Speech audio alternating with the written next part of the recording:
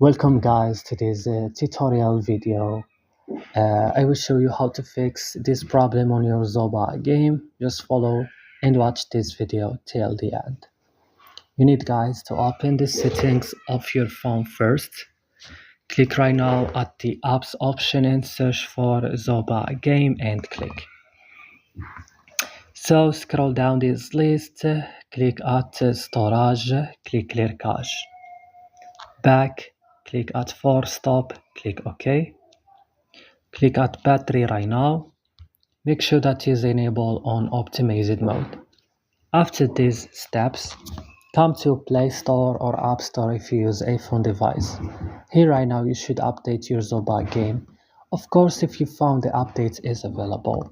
And after that, restart your mobile phone and your problem will be fixed after that. Guys, don't forget to like, also subscribe in this channel. See you in another video.